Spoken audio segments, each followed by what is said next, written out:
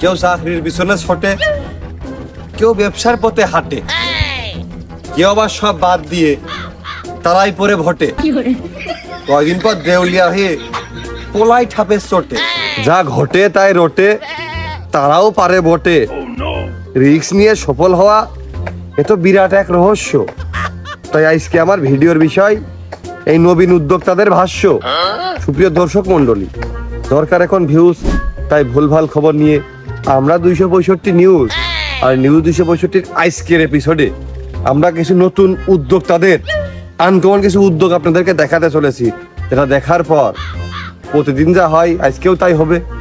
বাদ বাকি কথা ভিডিওর মধ্যেই হবে। তো ভাই আপনি ভালো আছেন তো? ভাই ভালো থাকি আর না থাকি, কাজের কথা কন, কাজের কথা কন। আমরা সময় সম্পর্কে খুব সচেতন, আমরা খুব সচেতন ব্যক্তি।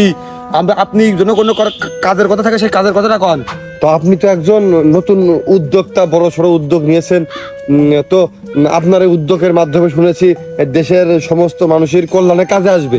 তো ভাই মানে আপনার এই উদ্যোগটা আসলে কি ধরনের উদ্যোগ?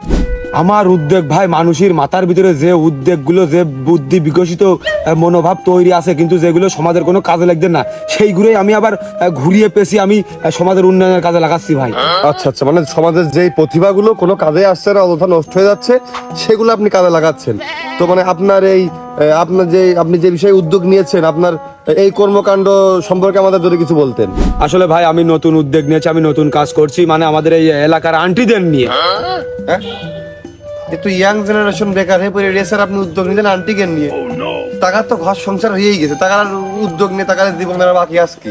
আর টাকা নিয়ে তো খেতা সিলাই ছাড়া কোনো প্রজেক্টের কাজ হয় না। আপনি আবার কি প্রজেক্ট হাতে নিলেন কোন দিনই? কেন ভাই, তাদের এই খেতা সেলাই আর ভাত রান্দা কাজ কাম করা ছাড়া এদের ভিতরে কিন্তু অনেক বুদ্ধি বিকশিত আছে। এই বুদ্ধি বিকশিত গুলো কিন্তু এরা কাজে লাগাতে পারে না সঠিক সময়ে।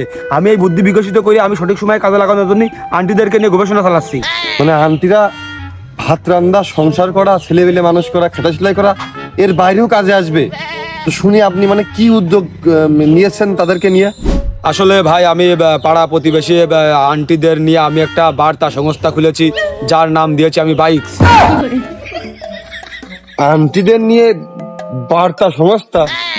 ভাই বার্তা সংস্থা কিন্তু খুব মানে উন্নত জিনিস, এ আর কি মারা জিনিস না। কিন্তু আপনি বার্তা সংস্থা খুললেন বাংলার বগিতে আন্টিকে নিয়ে, তো খুব দক্ষ কর্মীর প্রয়োজন। কি কইলেন ভাই আপনি? অচিরেই দেখবেন রয়টার্সকে হার মানাচ্ছে আমার এই বার্তা সংস্থা, যার ধারের কাছে আজ পর্যন্ত কেউ আসতে পারেনি আর পারবেও না।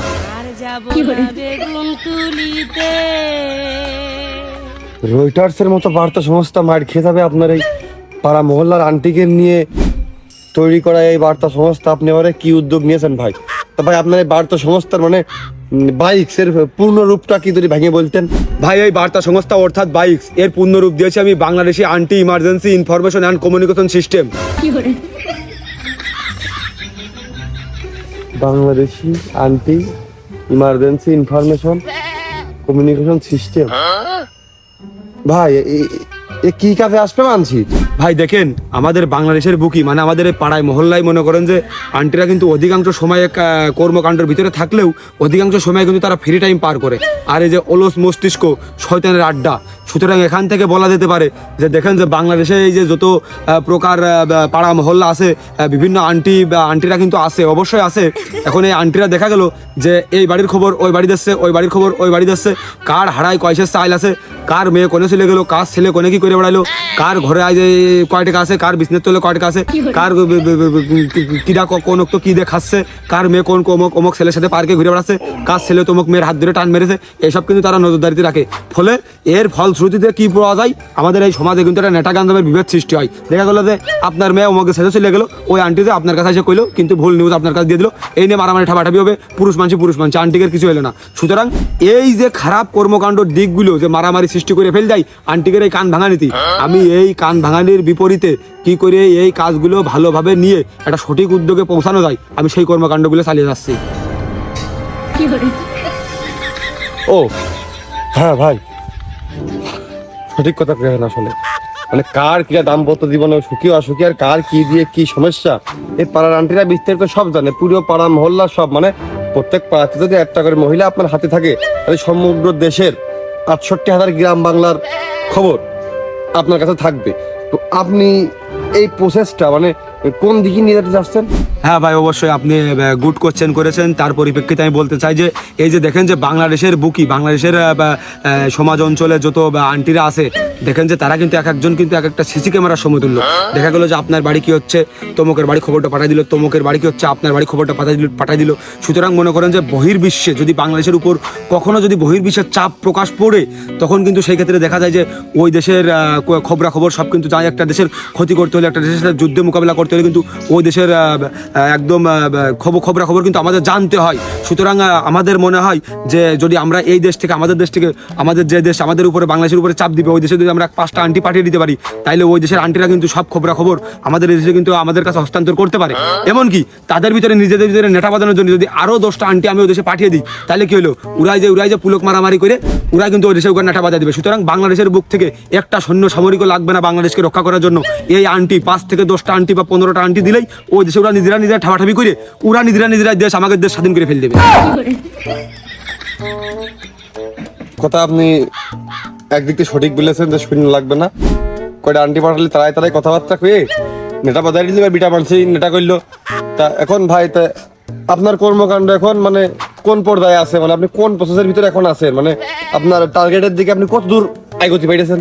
আসলে ভাই, আপনি যে কথাগুলো বলছেন আসলে কথাগুলো সঠিক আমার মনে হয়। তবে এই বাংলাদেশের বুকে আপনার পাড়া মহল্লায় যতগুলো আন্টি আছে, এদের নিয়ে আমি কার্যক্রম চালিয়ে যাচ্ছি এবং কার্যক্রম চালাবো আশা করা যায়। এখন কথা হচ্ছে যে ভাই, দেখেন যে কিছু আন্টির প্রকারভেদ আছে।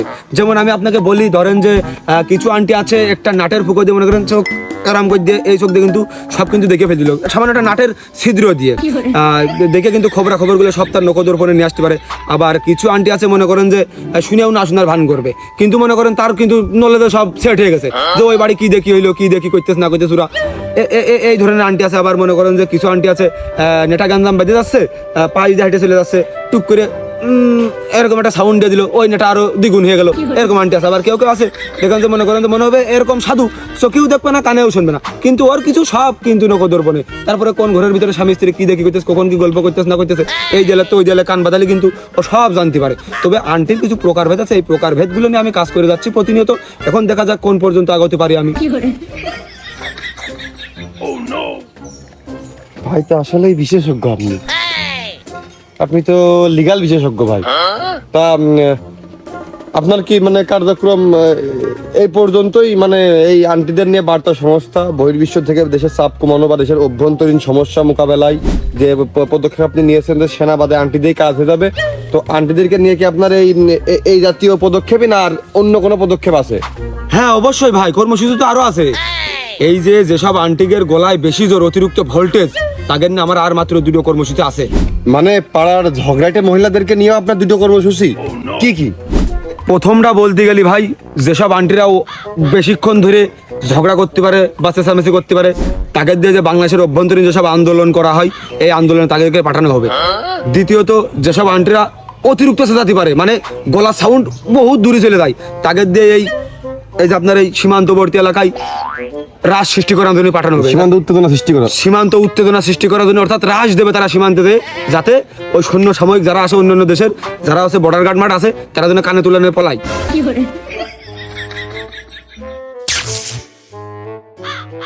ভাই আপনার এই মানে মানুষ বহুত কিছু করে, বাঞ্চির মাথায় বহুত কিছু আসে, তা আপনার মাথায় এই চিন্তা কি করে আসলো যে পাড়ার মহিলারা তো সবসময় নেটা সৃষ্টি করে বেড়ায় মহল্লার ভিতরে, এই নেটা করা মহিলাদেরও দেশের উন্নয়নের কাজে, দেশের সামরিক শক্তির কাজে লাগানো যায়, এই বুদ্ধি আপনার কিটা দিল? অতিষ্ঠ হয়ে গিস ভাই।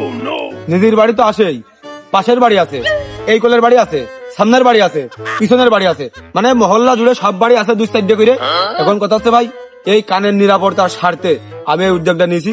আপনার কাছে খালি একটাই অনুরোধ, আমার দোয়া করে নামাজ।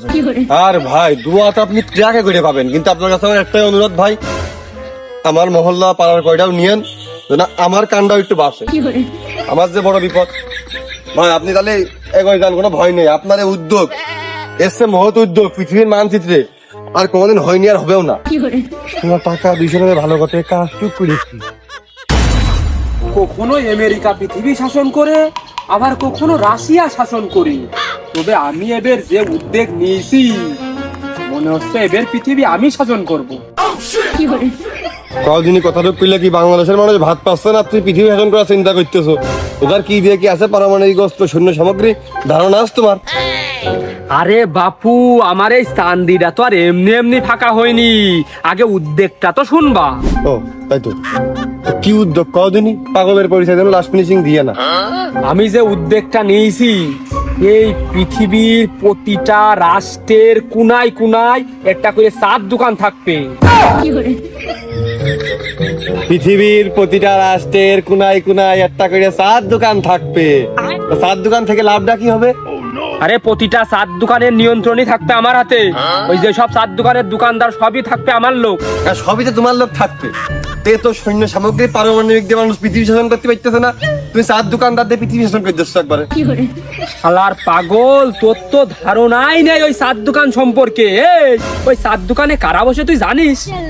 কারা? কাস্টমার? বুদ্ধিজীবীরা। আর চার দোকানকে কি বলা হয় তুই জানিস? কি? Tea stall? দেশের দ্বিতীয় পার্লামেন্ট। আহা আমি পারি না, আর পারি না, আমি কেন মরি না। চার দোকান বলে পার্লামেন্ট। তারপর কি প্ল্যান তোমার, কদিন শুনি। এই শালার পাগল, একটা চার দোকান মানে তোর কাছে 200 বুদ্ধিজীবীর আনাগুনা, আর 20টে চার দোকান থাকা মানে তোর কাছে 2000 বুদ্ধিজীবী নিয়ন্ত্রণে। আর যদি পৃথিবীর কুনায় কুনায় তোর যদি চার দোকান থাকে, আরে পাগল, তালি তোর ভাতের অভাব হলেও জীবনে বুদ্ধির অভাব হবে না, কারণ সব বুদ্ধি তো তোর হাতে।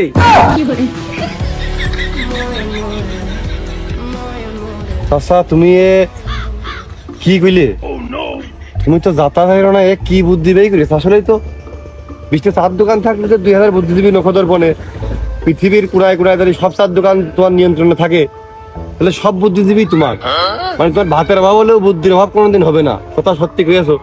কিন্তু চাচা, চার দোকান তুমি কইলে, আর চার দোকান মানে বুদ্ধিজীবীরা বসবে, এও হইলো।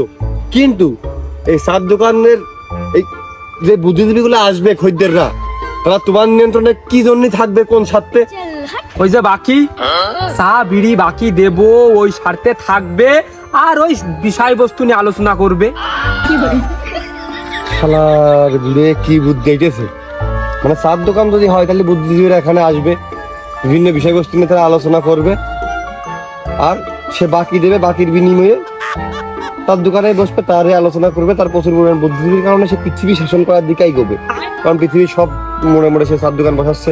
কিন্তু শুধুমাত্র বুদ্ধিজীবী দিয়ে কি পৃথিবী শাসন করা তোমার পক্ষে সম্ভব? না আর কোনো সামরিক শক্তির তোমার প্রয়োজন নেই? আরে শালার পাগল, তুই শোনে, কিছুদিন পর পর শুনিস নে এই রাষ্ট্রের সাথে এই রাষ্ট্রের যুদ্ধ বাদে ওগার মেলা বুদ্ধির ভুল হয়, ওই জন্য ওরা হারিয়ে যায়। কিন্তু আমার এত বুদ্ধিজীবী থাকতি, এরা তো দেশে কখন কি হচ্ছে, কোনে কি সমস্যা, এই সব নিয়ে আলোচনা হবে। আমার অন্যতায় সমস্যা হলেও এই বুদ্ধিতে কোনো ঘাটতি পড়বে না। তার মানে তুমি করছো সবাই ভুল করলেও তুমি করবা না, তুমি অল টাইম সঠিক সিদ্ধান্ত নিয়ে দেবা, এই জন্য তুমি দিতে থাকবা, মানে ঠকবা না কোনো জায়গায়। তাই তো, আমার এত বুদ্ধিজীবী থাকতি কোনো সময় ভুল সিদ্ধান্ত নিতে পারে। কিন্তু পৃথিবী যারা শাসন করার চেষ্টায় আছে, পুরো সামরিক শক্তি, পারমাণবিক শক্তি, তারপরে বিভিন্ন গোয়েন্দা সংস্থা মংস্থা নিয়ে কত কি চুক্তি মুক্তি করে, তারপরেও টিকে থাকতে পারে না। তুমি খালি বুদ্ধিজীবী দিয়েই টিকে থাকতে চাচ্ছ, এটা কি সম্ভব হবে তোমার কাছে? আরে পাগল, ওই চালির কাজ কিন্তু ওই আটা দিয়েও হয়, আর আটা কিন্তু ওই শুধু ওই চালিতে হয় না, ওই ভুট্টা গমতেও হয়। আমি আর বেশি কিছু করলাম না, এইটুকুই করলাম। তাই তো, বুদ্ধি থাকলে তো সবই হয়, সবই সম্ভব। পরে সেনাবাহিনী নিজের কাজে লাগাই দেবে, সেনাবাহিনী বাদেও কাজ হয়ে যাবে। তো বুদ্ধিজীবী আছে, বুদ্ধি দিয়ে সব দখল করে নেবে। দাদা, তোমার চিন্তা ভাবনার সাথে আমি সমর্থন জানালাম, দোয়া ও শুভকামনা, কনগ্রাচুলেশন তোমার জন্য রইল অল টাইম। ভাইস্তে, তোর ওই চাকরি বাকরিতে যদি কোনো সমস্যা হয়, তাহলে আমার সাথে দেখা করছে নে, আমি ওই কেটলি চিনি পাতি কিনে দিবানে, এক কোলে চার দোকান নিয়ে বসছে নে। আমাদের এলাকায়, আমাদের মহল্লায়, আমাদের পাড়ায় পাতি নেতা আছে না, আমি ওদের নিয়ে কাজ করছি। দেশে তো সাধারণ মানুষের চাইতে পাতি নেতার পরিমাণ বেশি, তা আপনি ইগার নিয়ে আবার কি উদ্যোগ নিলেন? নাকি নতুন রাজনৈতিক দল গঠন করেছেন? কোন দিয়ে? না, এদেরকে নিয়ে আমি আসলে দুটো প্রজেক্ট হাতে নিয়েছি। মানে আপনি দেশের পাতি নেতাদেরকে নিয়ে দুইটা উদ্যোগ নিয়েছেন, দুইটা প্রজেক্ট। তো এই দুইটা প্রজেক্ট কি কি ভাই? আসলে ভাই ওদের তো কেউ নেই, বা নেতারা বিমানের টিকিট কেটে পলায়, ওদের তো রিক্সা ভাড়াও থাকে না, তাই আমি ওদের নিয়ে দুটো প্রজেক্ট হাতে নিয়েছি। কথা সত্য। তা মানে কি কি দুটো প্রজেক্ট ওদের উন্নয়নে আপনি হাতে নিয়েছেন এই অসহায় পাতি নেতাদের উন্নয়নের স্বার্থে? আসলে ভাই দেশের বাইরে যখন যুদ্ধ বাঁধবে না, ওই ভাড়াটে খুনি হিসেবে ওই পাতি নেতাকে পাঠাবো। হ্যাঁ, দেশের বাইরে যখন যুদ্ধ বাঁধবে বহির্বিশ্বে, তখন আপনি ভাড়ায় সৈন্য পাঠাবেন খুন করার জন্য পাতি নেতাকে রে। তা মানে ওই সময় তো সেনাবাহিনী ওই মিশন মিশনে তাই পাঠানো যায়, তা পাতি নেতাকে পাঠানোর এই যুক্তিটা কোন যুক্তিতে আপনি পাঠাবেন? কারণ তো ওগার খুব হাট, ওগার মতন সাহসী আর কেউ নেই। ওই রিক্সাওয়ালা, স্কুলের ছাত্র ধরে মারা, ওই ভ্যান ভ্যান চালায় যারা, ওদের ধরে মারা, এই জন্য ওদের আমি পাঠাবো ভাড়াটে খুনি হিসাবে। তাও ঠিক। এই এই পাতি নেতারা, এই চার দোকানদার, এই রিক্সাওয়ালা, এই সাধারণ জনগণ যারা একটু ভোদাই কোয়ালিটির জনগণ, টাকা ধরে মাইরে টাকা ধরে ঝামেলা টামেলা করে খুব ভাব নাই বুঝেছি, টাকার উগার খুব হার্ড। তা উগার এই হার্ড পরীক্ষা করার জন্য আপনি এবার আসলে দেশের বাইরে যুদ্ধ করতে পাঠাবেন, তাই তো ভাই? পরীক্ষার কি দরকার, উগার হাট আছে, উড়াই তো দেখিয়ে বেড়ায়, যুদ্ধ করে আসুক। সঠিক সিদ্ধান্ত নিয়েছেন, এখানে এইভাবে টাইট দেওয়া উচিত। ছালারা বাল ফালার কেউ না, ক্ষয় খাওয়া জম। তা এই পাতি নেতাদেরকে নিয়ে, এই হতভাগাদেরকে নিয়ে আপনার দ্বিতীয় প্রজেক্টটা কি? আমি এদেরকে বাংলা সাহিত্যের উন্নয়নের কাজে লাগাতে চাই।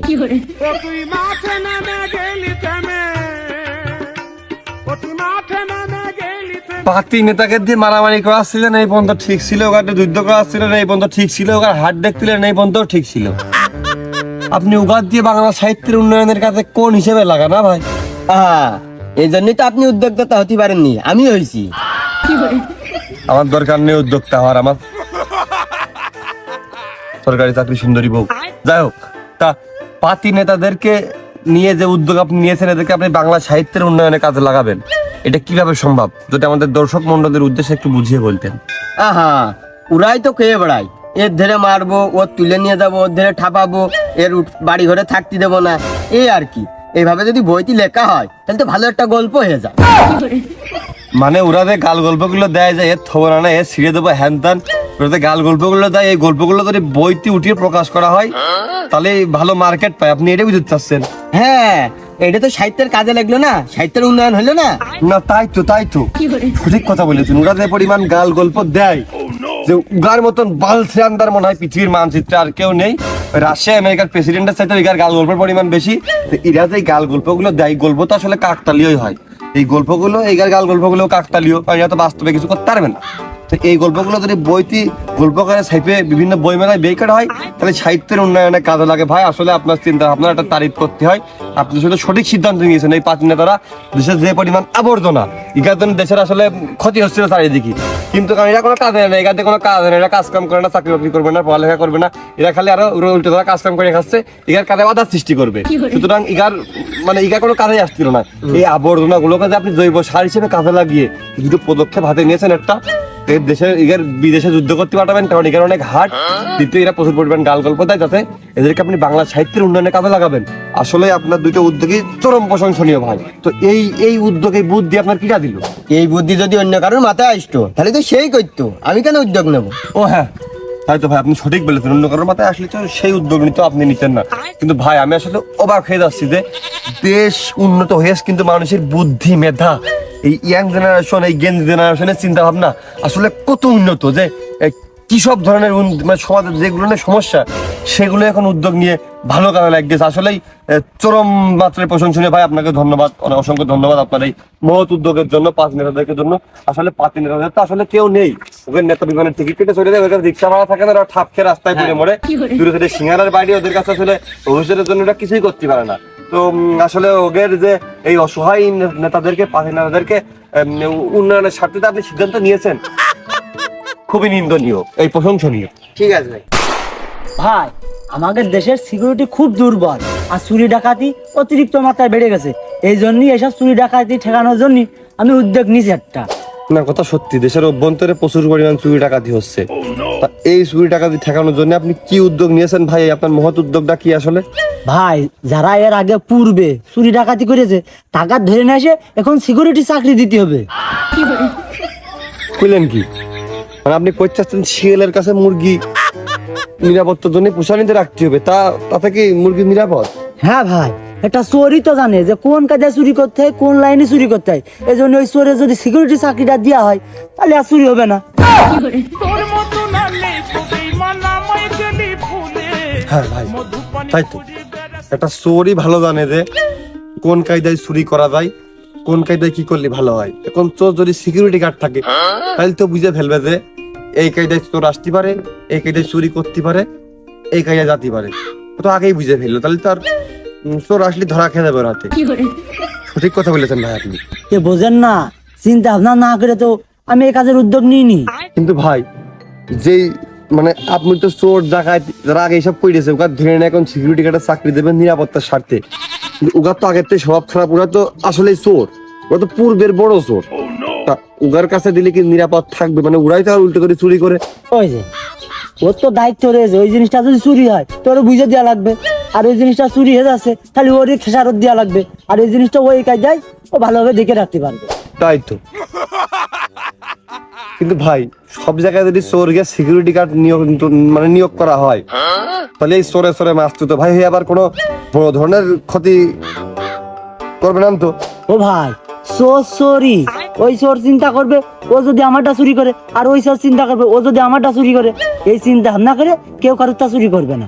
বাহ, তাহলে তো আপনি মেলা দূর পর্যন্ত খুব সুন্দর ভাবে ভেবে দিয়েছেন ভাই, সঠিক কথাই ভেবেছেন।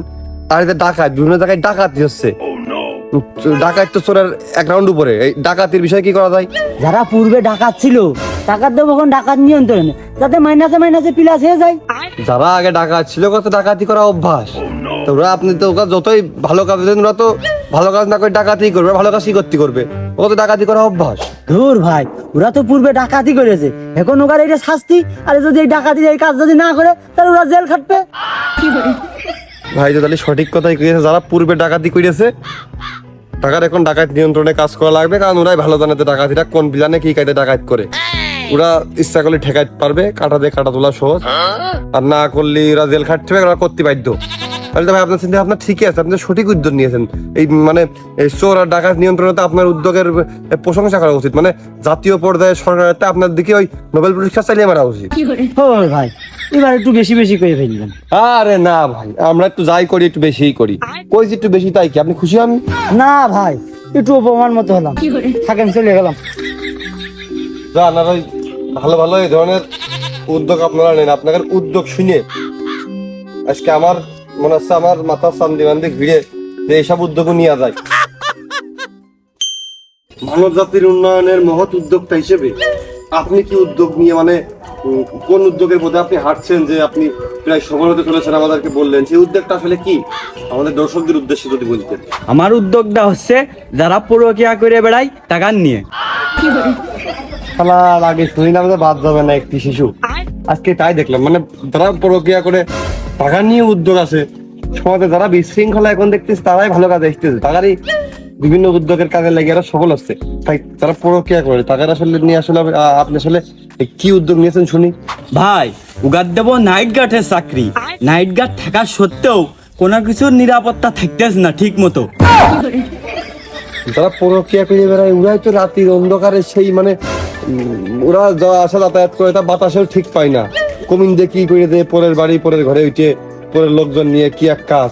উগার নাইট গার্ডের চাকরি দেওয়ার যুক্তিটা আসলে কি? ওই যে কয়ে দিলেন রাত্রি যাতায়াত করে তা বাতাসেও টের পায় না, ওই জন্যই উগার নাইট গার্ডের চাকরি দেবো, যাইতে বাতাস গেলেও ওরা টের পেয়ে যায়। মানে ওরা যাইতে বাতাসেও টের পায় না, এজন্য উগার দেবেন যাতে বাতাস গেলে ওরা টের পেয়ে যায়। আর আর কোনো মানে আর কোনো সুফল আছে এগার দেওয়ার পিছনে? আর একটা সুফল আছে, এইটাই বড় সুফল। কি সুফল কন্ত ভাই? ওই যে যারা পরকিয়া করে ওরা নাইট গার্ডের চাকরি দিয়ে দিলি, ওরা তো ডিউটি করবে। এই সময় ওরা ডিউটি করলে পরকিয়া করবে কিটা? কেউ পরকিয়া করতে পারবে না, তাহলে দেশটা পরকিয়া মুক্ত থাকবে। বাহ ভাই, আপনি তো আসলে সঠিক একটা মানে প্রশংসার দাবিদার একটা সঠিক সিদ্ধান্ত নিয়েছেন। আসলেই তো ভিডিওর যাবতীয় বিষয়বস্তু সকল উদ্যোক্তা ভাইদের উদ্যোগ দেখে আমি একটা জিনিসই বুঝলাম, আসলে অলস মস্তিষ্কস্থ শয়তানের আড্ডা। এই বসিয়ে বেড়ে থাকে মানুষ, কাজ না পেয়ে এক একটা অশ্লীল কাজের মানুষ তেজ মেরে বেড়ায়, যার কারণে যে যেই অশ্লীল কাজের তেজটা মেরে বেড়ায় তার বিপরীত এঙ্গেলে তার কাজে লাগাতে পারলে কি হবে, সে অশ্লীল কাজটা করতে পারলো না, উল্টো দেশের কাজে আসলো। আসলে এই জেনারেশনের এই ভাইরা যে উদ্যোগগুলো আজকে শুনলাম, আপনারা শুনলেন, পৃথিবীর মানচিত্রে কোথাও এর পূর্বে আপনারা এই ধরনের উদ্যোগ দেখেছেন কিনা, এইটা আমাদের ভিডিওর কমেন্ট আজকে অবশ্যই জানাবেন। পাশাপাশি জানাবেন যে ভিডিওটি আপনাদেরকে কেমন লেগেছে, কে কোন জেলা থেকে দেখছেন। তো সুপ্রিয় দর্শক মন্ডলী, ভালোবাসা বিরাম দরকার এখন ভিউজ, তাই ভুলভাল খবর নিয়ে আমরা 262 নিউজ 262 এরকম মজার মজার ভিডিও পেতে আমাদের চ্যানেলটি সাবস্ক্রাইব করে আমাদের পাশেই থাকুন। ধন্যবাদ সবাইকে।